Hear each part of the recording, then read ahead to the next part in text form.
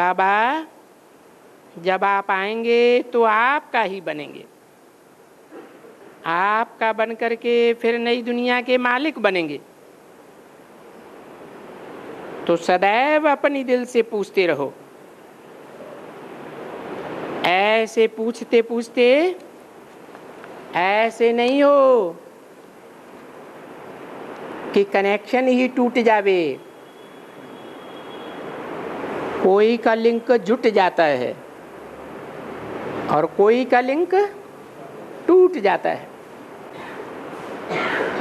12 जनवरी 1964 की वाणी का तीसरा पेज। ये तो सभी बच्चे जानते हैं कि बाप से बुद्धि योग का लिंक घड़ी घड़ी टूट जाता है।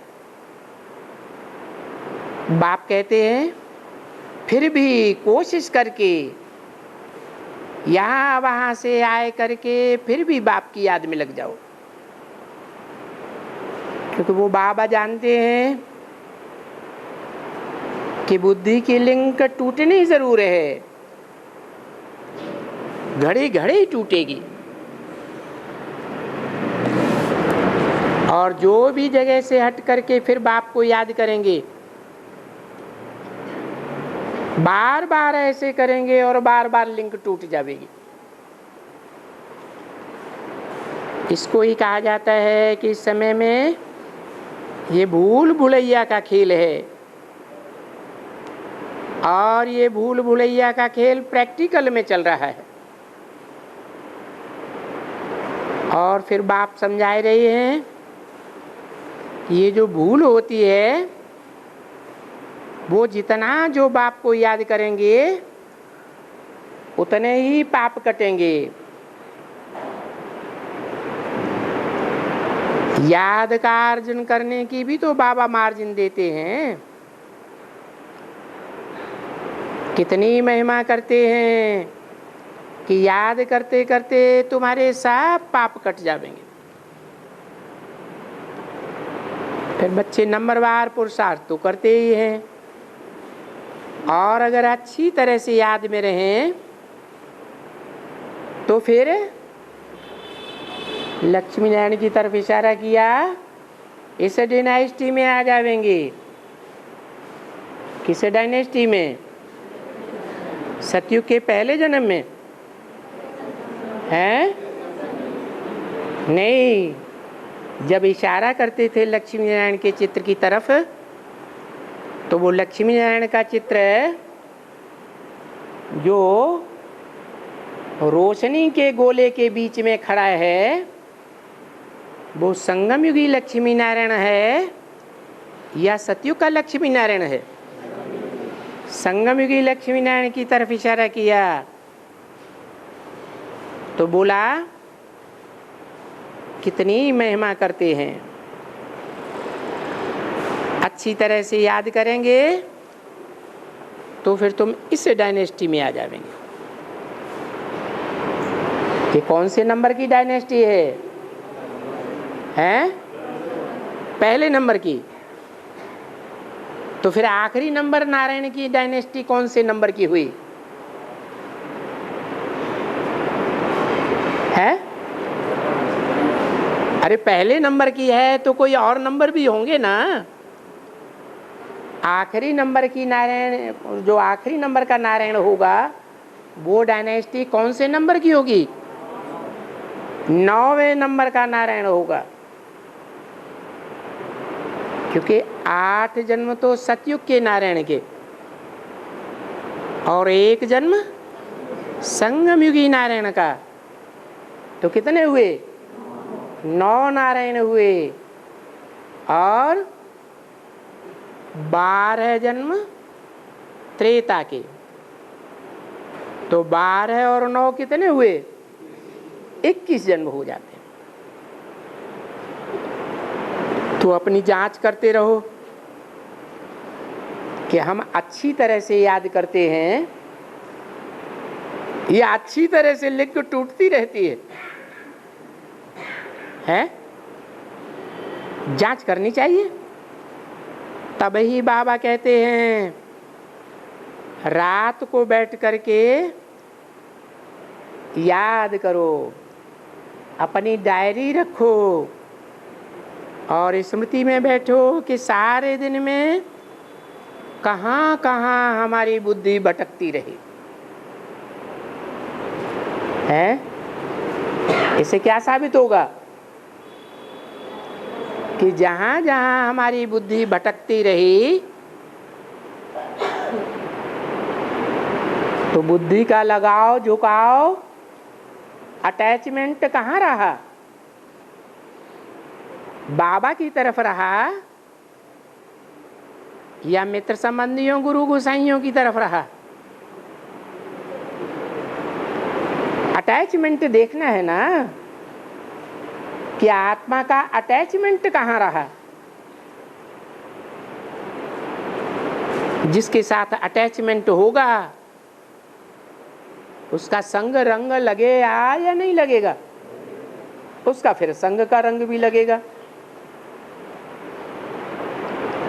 तो फिर अगर वो भी बात लिख दिया तो बाबा समझ जाएंगे, तुम्हारी याद की रफ्तार को समझ जाएंगे और फिर तुम बच्चों को समझाएंगे। कहेंगे भाई यहां वहां क्यों चले गए? तुम जब भक्ति मार्ग में थे तभी तो कहते थे हम आपको ही याद करेंगे। अभी लिस्ट बताओ कहां कहां चले गए। उस लिस्ट बताने से या लिखने से क्या बात साबित होगी? है कि जहां जहां 63 जन्मों में हमारा कनेक्शन रहा है जिन जिन आत्माओं के साथ, वहां वहां बुद्धि जरूर जाती है। तो फिर बाबा इन बातों को डिटेल में समझावेंगे। जब ये चार्ट वगैरह बहुत आते हैं ना तो उनमें ये लिखना चाहिए, वो तो ठीक है जो लिखते हो कि हम 2 मिनट 10 मिनट 2 घंटा 1.5 घंटा बाबा की याद में रहा, तो चेक करना चाहिए बाकी कहाँ रहा। बाकी बुद्धि का योग कहाँ रहा वो भी लिखो और सबका समय लिखो। तो बाबा उनके ऊपर भी खाली 1-2 दृष्टांत तो लिखेंगे तो मैं सबका बताई दूंगा, क्योंकि किन किन की ऐसी ऐसी दशा हो जाती होगी। 2-3 की भी पढ़ेंगे तो भी बता देंगे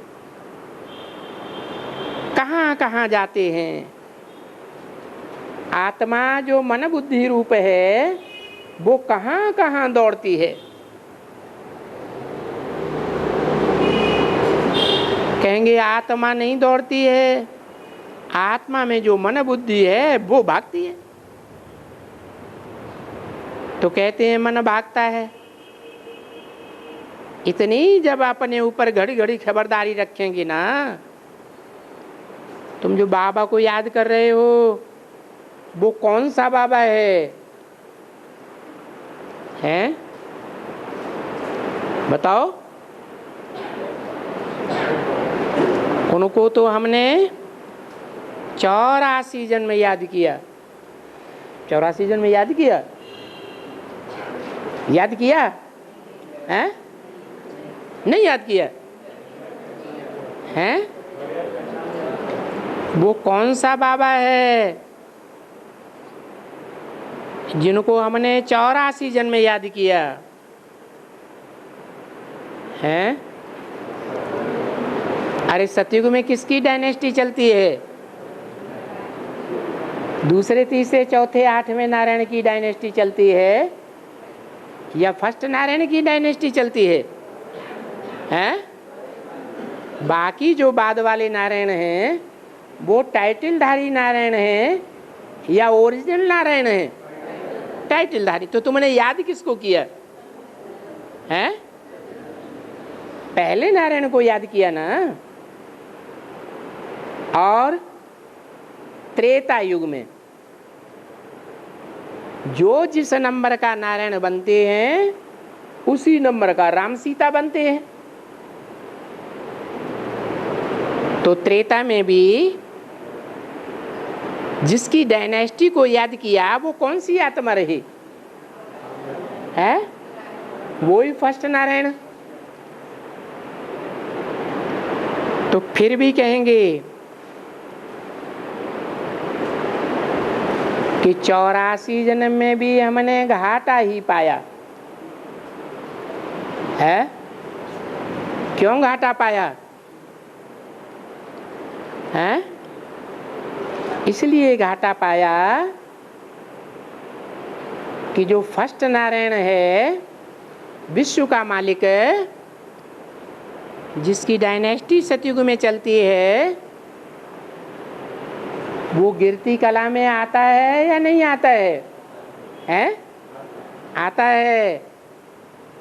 तो हम भी यथा राजा तथा प्रजा हो जाती। तो घाटा ही पाया ना। हाँ, ये कहेंगे कि पहले पहले सतयुग त्रेता में थोड़ा थोड़ा घाटा होता गया। वो तो तुम्हारा वर्षा था, तब भी दिन प्रतिदिन घाटा तो रहता है ना। नई जो जगह है उनको घाटा तो रोज का लगता है। जो नया धंधा करते हैं उनको घाटा लगता है कि नहीं लगता है? घाटा तो लगता है। रोज रोज करते कहेंगे हाँ 5 वर्ष हुआ भाई, इतना घाटा हुआ। 5 वर्ष में फट से तो घाटा नहीं होता है ना। कदम कदम पर घाटा और कदम कदम पर फायदा। बाप कहते हैं तुम्हारे कदम कदम में पदम है, तो फिर वो पदम तुम्हारे कहाँ गए है? कब की बात है? कदम कदम में पदम। जो कदम बढ़ाया, माना कोई कार्य करने के लिए श्रीमत के अनुकूल हमने जो भी कदम बढ़ाया तो कितनी कमाई हुई? एक कदम भी अगर श्रीमत के अनुकूल बढ़ाया तो पदमों की कमाई हो जाती है। अभी वो पदम की कमाई कहाँ चली गई?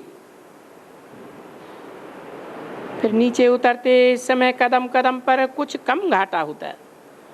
तो तुम बच्चे अगर अपन से ऐसे ऐसे बात करते रहेंगे तो तुम्हारा विचार सागर मंथन चलता रहेगा। ये सब के लिए विचार सागर मंथन है। ज्ञान के रतन निकालना, ये ज्ञान है ना। बाबा ज्ञान सुनाते हैं ना, तो हर एक को फिर अपनी अपनी बुद्धि चाहिए। अगर बाप की याद में रहेंगे तो बाबा की याद में एकाग्र चित्त होकर के रहो। अभी जैसे कारपेंटर का काम करते हैं, वो कारपेंटर थोड़े ही बाप को याद करते होंगे। तुम खड़े खड़े जो देखते होंगे याद कर सकते हो, क्योंकि उनकी बुद्धि तो काम में है, उनको फिनिश करना है, और तुम्हारी बुद्धि बाप में है।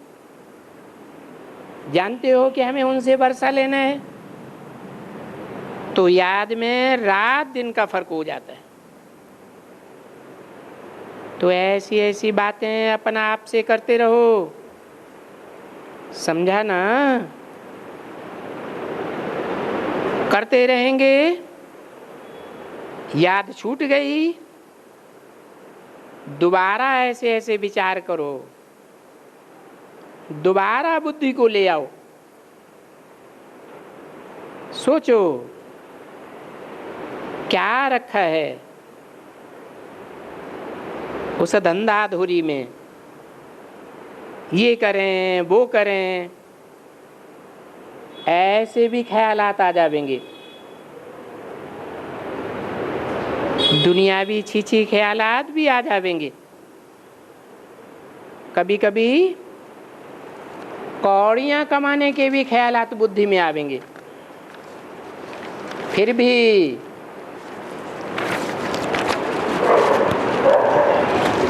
वो ख्यालातों की वासना आती रहेगी। सुनते तो रहते हो कि ये धंधा करते हैं, कमाते हैं, फलाना फलाना करते हैं। ये तो जो धनवान होंगे उनको बहुत ऐसे ख्यालात आते होंगे। अभी बाबा क्या करे, बाबा क्या भी कहेंगे कि फलाना फलाना धंधा करो, हैं? क्यों नहीं कहेंगे? हैं? सब धंधों में है नुकसान। कब? सतयुग त्रेता तो आप पर कलयुग में नहीं, अभी संगम युग में और जितने भी धंधे हैं ज्ञान के अलावा, वो सब धंधों में नुकसान होने वाला है। क्या आखिरी रिजल्ट क्या निकलेगा? सब धंधों में नुकसान होने वाला है और ये ईश्वरी धंधे में फायदा ही फायदा होगा। ओम शांति।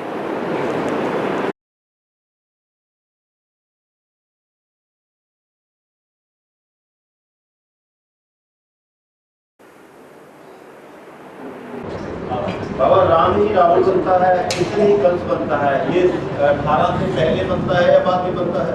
18 से पहले बनता है या बाद में बनता है?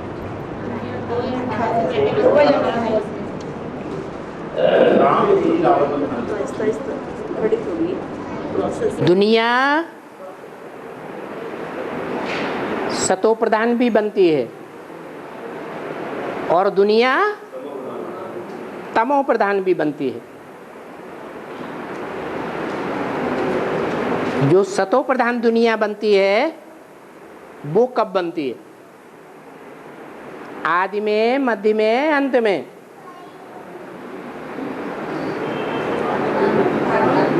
कब बनती है? हैं?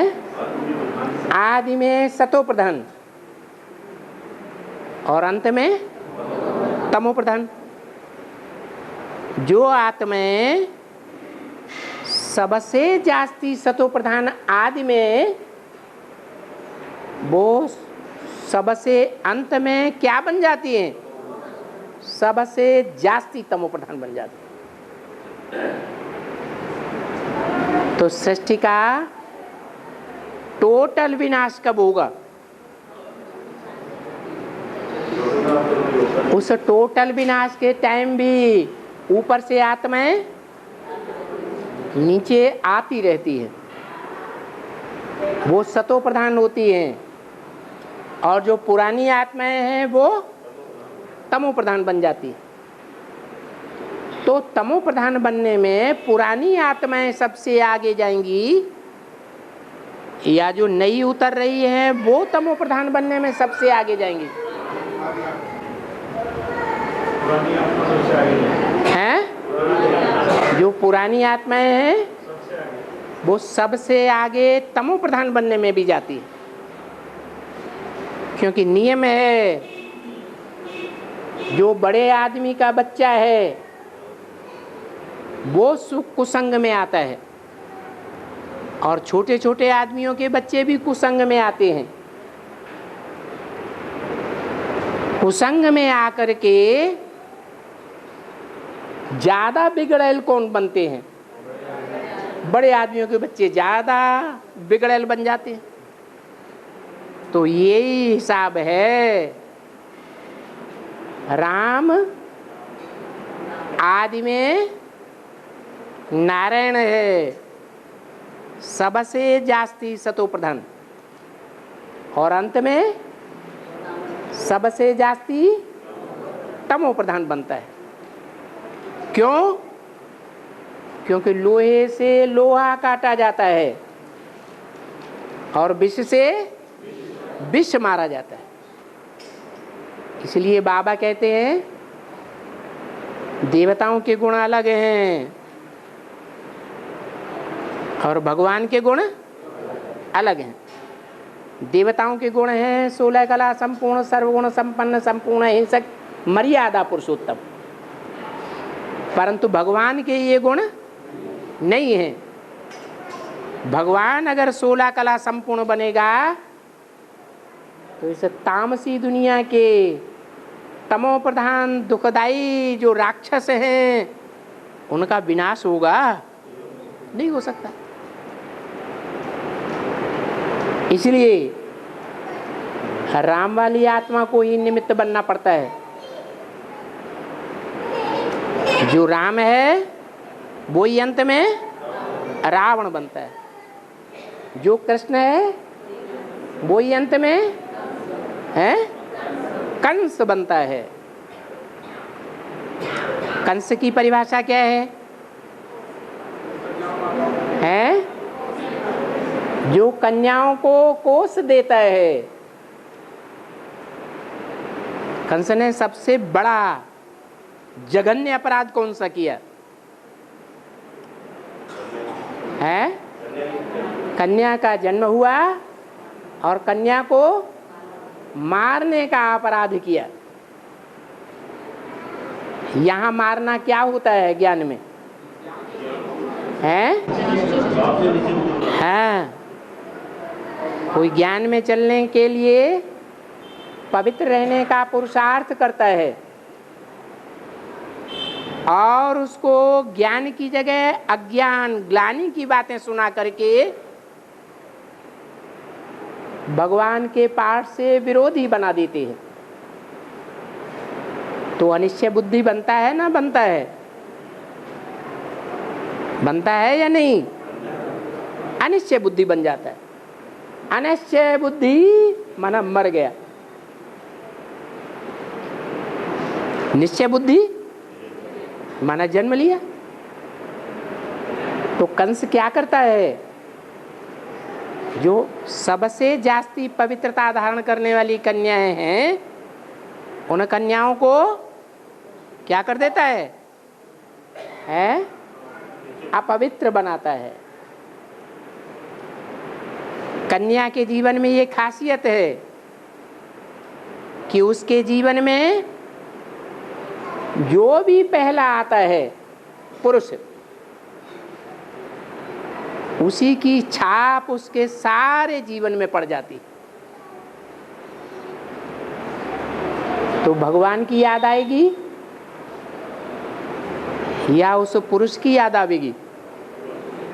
उस पुरुष की याद आवेगी। तो ये कंस कौन बनता है? कृष्ण वाली आत्मा ही। जब विनाश होता है सारी सृष्टि का तो क्या बन जाती है? कंस बन जाती है। और विनाश काहे से होता है?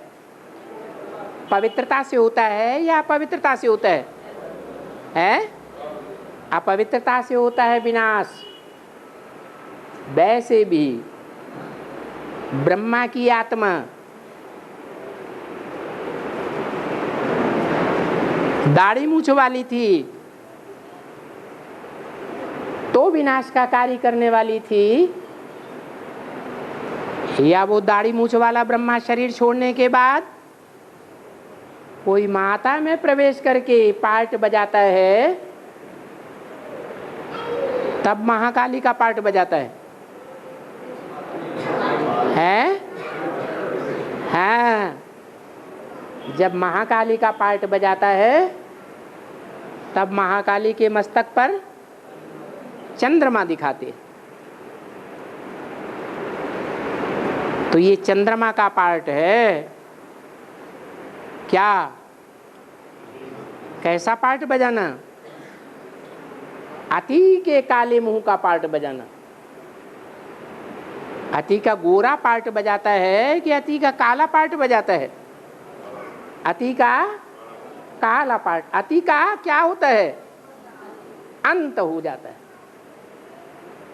अति की अपवित्रता जब होती है तब ही सृष्टि का अंत होता है। और बाबा 15-16 साल की बच्ची हो, बाबा कहते हैं ना पहले माताओं को कन्याओं की सेफ्टी करनी है, फिर क्लास में आना है। पहले कन्याओं की सेफ्टी करनी है माताओं को। हाँ जी।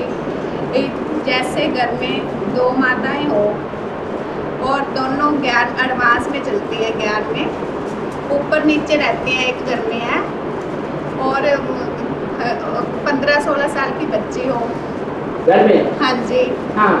और अगर एक माता उनमें से क्लास में आए, दूसरी माता के पास ऊपर नीचे रहती हैं दोनों माताएं, और उसके पास छोड़ के आ सकती है ऊपर। अगर वो ऊपर बैठी रहे तो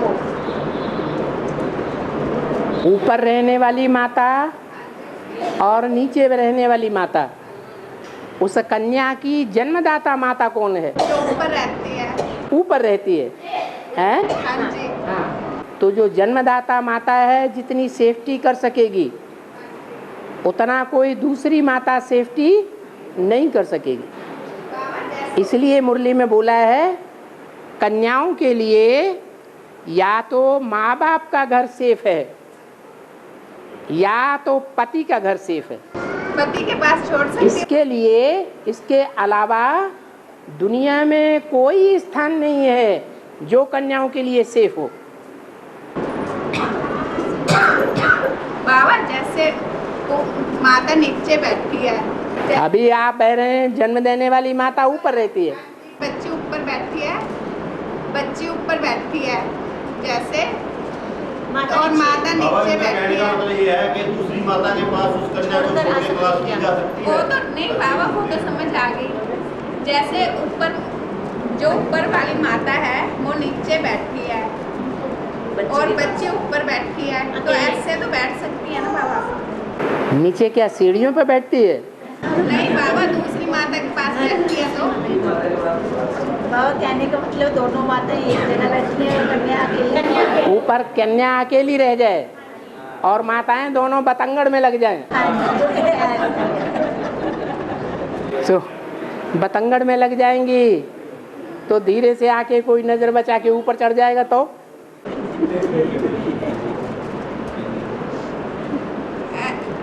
ऐसे तो बाबा घर एक ही है ना? घर तो एक है, ऊपर नहीं। घर एक ही है तो मेन गेट का दरवाजे का ताला लगा के रखते हैं क्या? बंद रहता है बाबा। नीचे वैसे बंद रहता है, ताला तो नहीं बंद, वैसे बंद रहता है। ताला तो नहीं रखते हैं। हाँ। और माताओं की बातें करने का तो मामला प्रसिद्ध है। बाबा कहीं जाना हो जैसे बाप से सब संबंध जोड़ रहे हैं बाबा। हाँ, रुक जाओ, इनकी समस्या हल हो जाने दो। हाँ बाबा जैसे घर में फिर कहीं जाना है, जैसे मम्मी आई हो, जैसे उसकी नानी आई हो लड़की की, तो उसके पास छोड़ के क्लास में आ सकते हैं? नानी को छोड़ करके? नानी के पास नानी के पास छोड़ करके अगर आई हुई हो तो।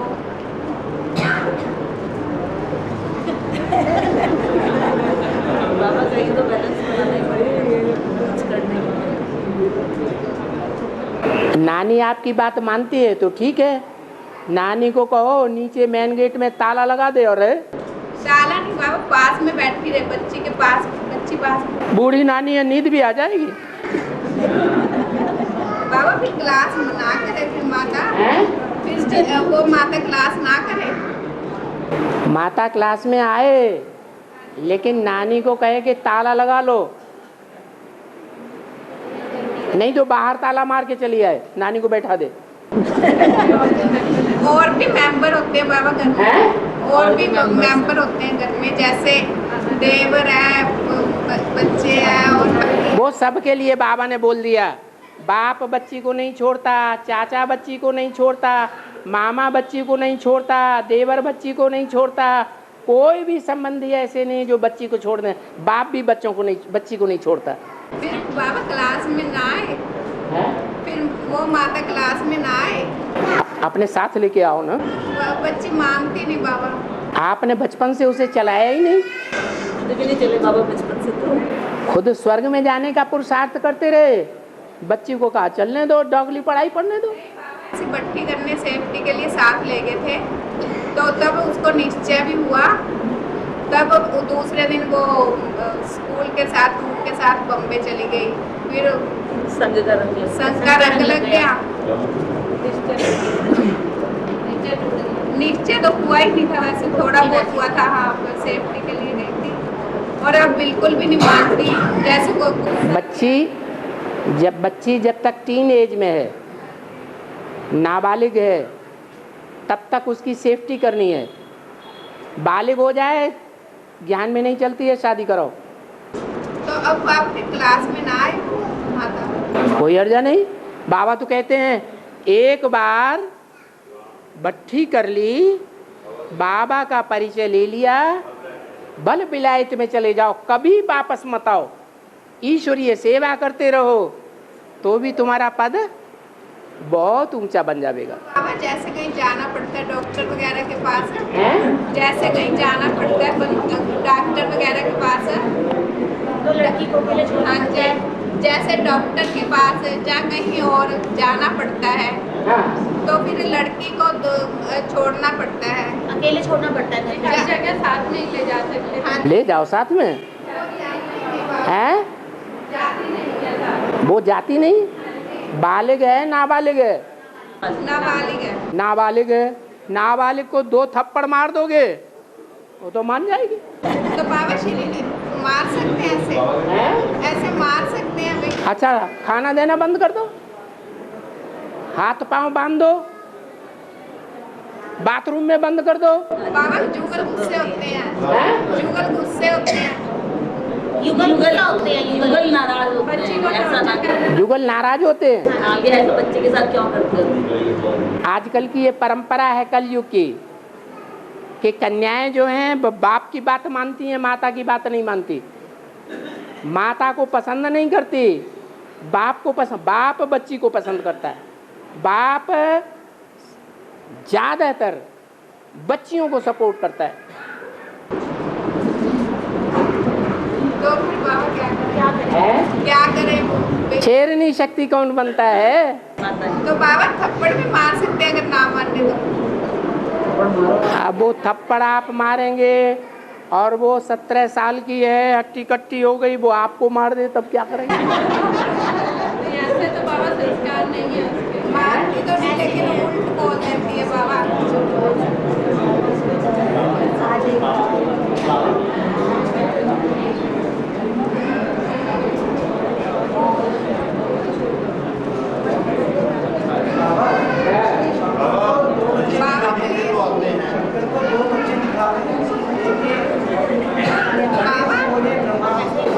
ये बच्चों को कौन ले आता है? बाबा क्लियर नहीं हुआ। अरे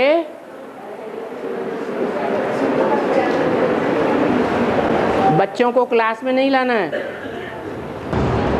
बाबा इस माता जी का क्वेश्चन क्लियर नहीं हुआ बाबा। ये पूछ रहे हैं इनका पर्सनल क्वेश्चन है या जनरल पब्लिक का क्वेश्चन है? बाबा कोई फिर पर्सनल मुलाकात नहीं करती फिर हैं? पर्सनल मिल नहीं सकते ना बाबा। पर्सनल है ना, और पर्सनल में सबको काहे के लिए लपेटा हुआ है। फिर बाबा कहते हैं कब पूछे? आप ईमेल से अपना जवाब ले लीजिए, चिट्ठी से जवाब ले लीजिए, फोन से जवाब ले लीजिए। क्लियर नहीं हुआ बाबा। बहुत बार पूछा बाबा, क्लियर नहीं हो पाया। ये टाइम लगता है इसे क्लियर होने में। आप बात में से बात निकालते जा रहे हैं तो टाइम ज़्यादा लगेगा ना। बाबा आज तक रजिस्टर में सर्वसंबंध लिखते तो सब आ रहे हैं, सर्वसंबंध जोड़ना कैसे? रजिस्टर में लिख देते हैं बाप के साथ सर्वसंबंध, ठीक है, तो वो सर्वसंबंध प्रैक्टिकल में कैसे जोड़ेंगे? क्यों नहीं हो सकता? हाँ बोलो, कौन सा संबंध ऐसा है जो प्रैक्टिकल में नहीं जोड़ सकता है? अब बोलो ना धड़ाके से, अब आ गए तो शर्म क्यों आ रही है? नहीं, शर्म तो नहीं आ रही बाबा, शर्म तो नहीं। हाँ तो बोलो ना, ये जोड़ना भी कैसे जोड़ना? कैसे जोड़ना? अरे किसी एक संबंध की बात ले लो। कान खुजलाने लगे। हाँ बोलो। हमारे 2 बेटे हैं। अरे अब एक बात तो हल हो जाने दो। हाँ चलो, जैसे बाप का ले लिया, बाप का ले लिया तो कैसे जोड़ेंगे? अरे वो हमारा बाप है, हम बच्चे हैं। बच्चे का फर्ज क्या होता है? बाप की श्रीमत को मानता है। जो बाप फरमान करे माना, आज्ञाकारी, वफादार, फरमानबरदार, ईमानदारी से रहे, बच्चा हो गया।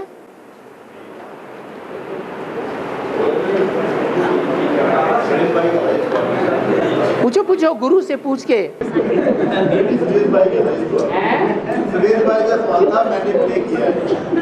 अच्छा ब्रह्मा जी हैं आप?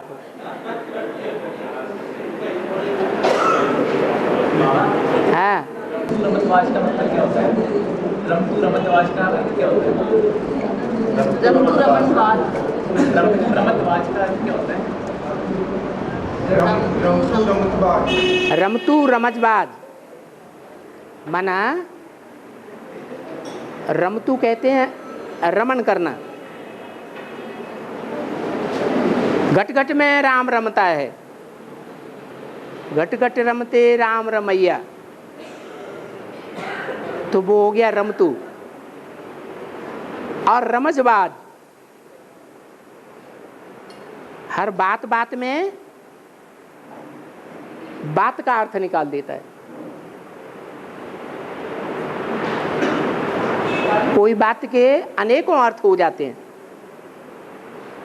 जैसे मुरली भी है तो मुरली को चाहे जैसा मोड़ दे, चाहे जैसा अर्थ निकाल दे, उसको है रमजबाज। और दो बच्चे दिखाते हैं। हाँ जी, इसमें गणेश को ब्रह्मा और दूसरा है कार्तिकेय। और कार्तिकेय कौन है? और बाकी तो हम सब भी बच्चे हैं। दो तरह के बच्चे हैं। शंकर को, और शंकर किसका बच्चा है? शंकर भगवान का बच्चा है।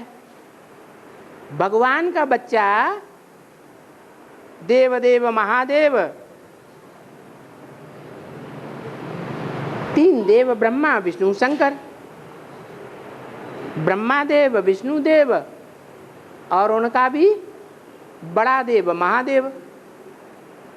तो जो तीनों देवताओं में बड़ा है वो बड़ा बच्चा ठहरा, है ना। तो शिव बाबा का बच्चा शंकर, और शंकर के बच्चे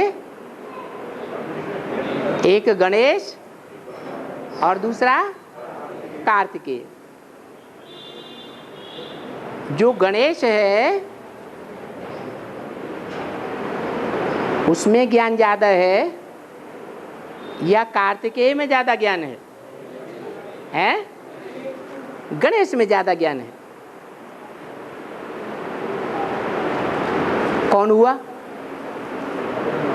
है ब्रह्मा का पार्ट है गणेश का, और कार्तिकेय का पार्ट किसका हुआ?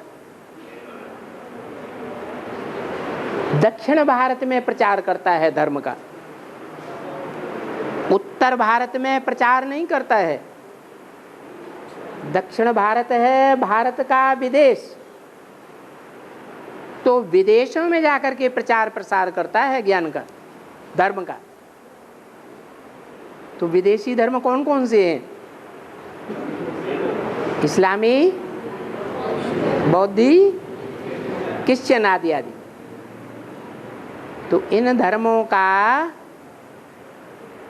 जो विदेश में जाकर के प्रचार प्रसार करता है उसका नाम कार्तिकेय दिया है।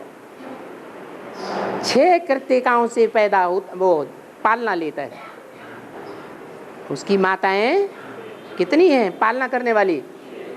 6 माताएं हैं। तो बताओ वो 6 माताएं कौन कौन से धर्म की होंगी?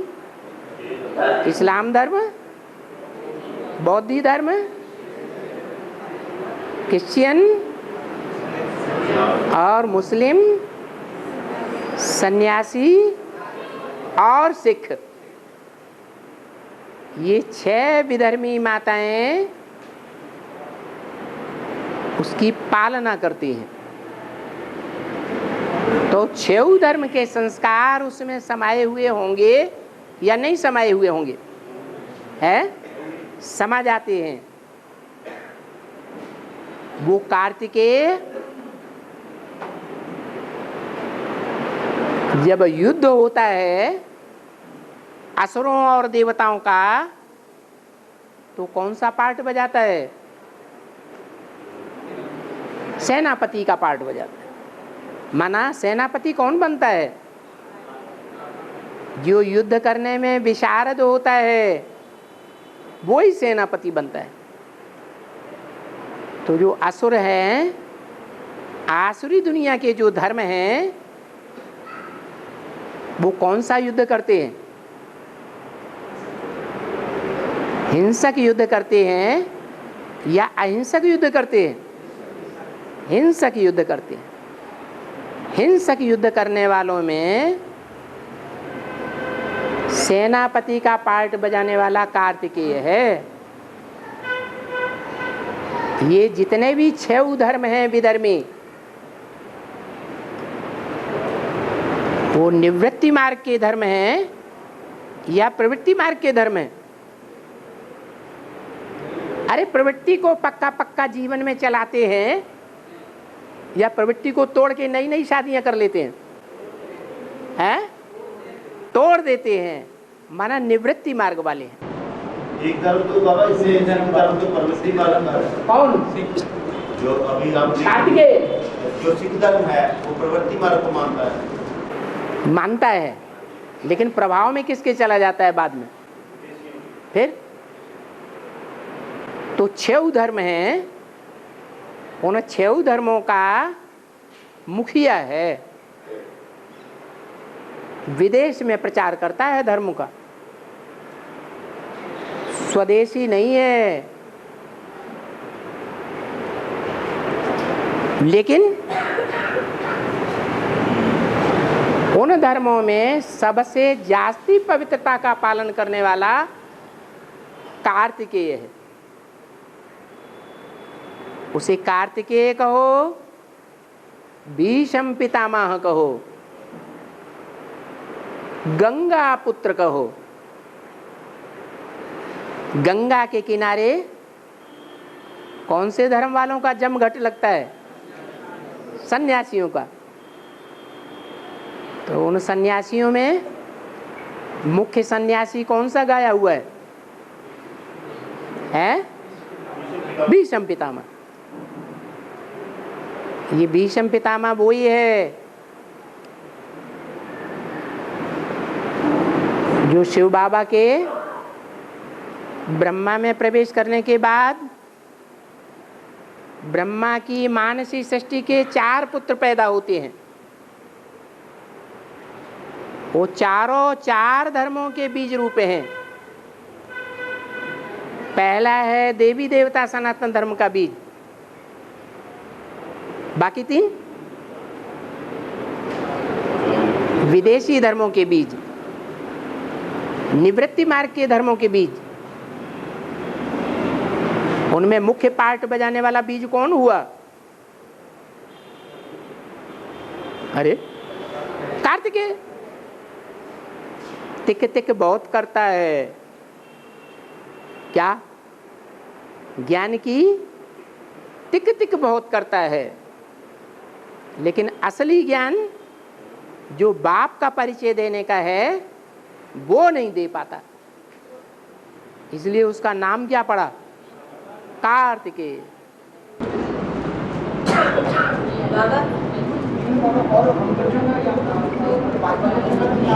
माने माताओं को बोलने ही नहीं देंगे आप? अब जलंधर कौन है? महादेव ने जलंधर को अपना अंश बताया। जो एडवांस की कैसेट चल चुकी है उनको पहले सुनो, 20 बार बताया है। जलंधर क्या? गंगाधर, लक्ष्मीधर। क्या अर्थ हुआ? धर माने धारण कर ले, धर के बैठ जाए। फिर भी महादेव जलंधर का अंत कर देता है। युद्ध में जलंधर का अंत कर देता है महादेव। युद्ध में महादेव जलंधर का अंत कर देता है। अरे आपने पहली बात जो पूछी उसका तो जवाब ले लो। पहली क्या बात पूछी? जलंधर कौन है? जो ज्ञान जल को धर के बैठ गया।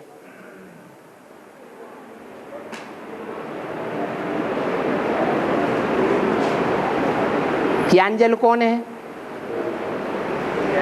हैं? अरे ज्ञान जल कौन है? अरे हैं? हाँ, जो ज्ञान को धारण करे वो ही ज्ञान जल है। पवित्रता ज्ञान जल को धारण करती है या अपवित्र रहने वाले दुर्योधन दुशासन पुरुष ज्यादा धारण करते हैं? ज्ञान को ज्यादा धारण कौन करता है? कन्याएं माताएं। और कन्याओं माताओं में सबसे श्रेष्ठ ज्ञान जल को धारण करने वाली कौन है? हैं? क्या? लक्ष्मी। तो लक्ष्मी हो गई जलम, और उसको धर के कौन बैठ गया? है? लक्ष्मी जल हो गई, ज्ञान जल हो गई। उस ज्ञान जल का रिजल्ट क्या है? ज्ञान जल का रिजल्ट है पवित्रता, है ना? ज्ञान जल का रिजल्ट क्या है? पवित्रता। तो जलंधर ने किसको धर लिया? वृंदा को धर लिया।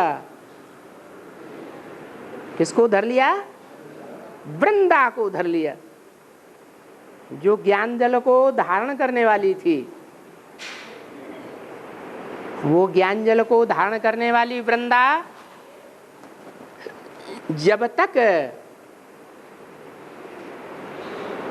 जालंधर के संरक्षण में रही, या जब तक उसकी पवित्रता अक्षुण्ण रही, तब तक जालंधर का कोई कुछ नहीं बिगाड़ सका।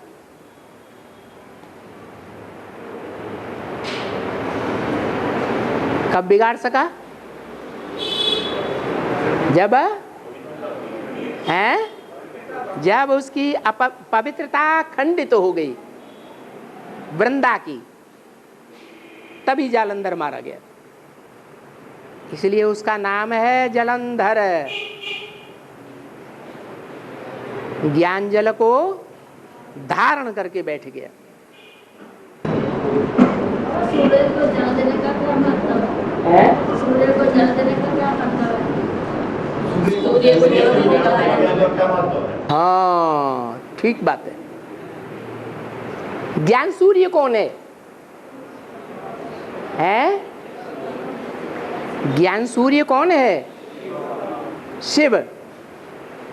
कौन है ज्ञान सूर्य? शिव। जब ज्ञान सूर्य इस सृष्टि पर आता है तो किसी रथ में प्रवेश करता है या नहीं करता है? जिस रथ में प्रवेश करता है उस रथ को कोई ब्रह्मा कुमारी ज्ञान जल देती है, अर्पण करती है या नहीं करती है? तो बस यही भक्ति मार्ग में चल पड़ता है। जो ज्ञान मार्ग में ज्ञान सूर्य का प्रैक्टिकल पार्ट बजाने वाला है, उसको कोई भक्त ब्रह्मा कुमारी क्या अर्पण करती है? ज्ञान जल अर्पण करती है। तो भक्ति मार्ग में वो परंपरा चल पड़ी। ज्ञान सूर्य को भी क्या करना है? जल चढ़ाओ। किसने सबसे जास्ती जल चढ़ाया और पहले जल चढ़ाया? ज्ञान सूर्य को जल, ज्ञान जल पहले पहले किसने चढ़ाया है? लक्ष्मी ने, पार्वती ने जल चढ़ाया। तो भक्ति मार्ग में वो परंपरा चल पड़ी। क्या करना है? वो स्थूल सूर्य को उन्होंने जल चढ़ाना शुरू कर दिया। सारी परंपराएं भक्ति मार्ग की कहां से शुरू होती हैं? यहां से तो शुरू होती है। ओम शांति।